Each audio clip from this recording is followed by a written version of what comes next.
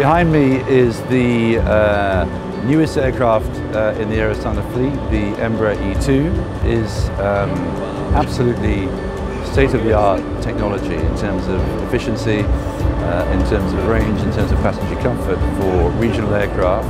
Enhanced comfort, redesigned cabin. We think passengers are going to love it. But not only the passengers, the planet is going to love the aircraft as well. And that's why there's a lot of symmetry between bringing the snow leopard onto the nose of the aircraft and the general marketing that we have of the airplane, because it's burning over 17% less fuel per trip than the 190s that Eir Astana is flying today.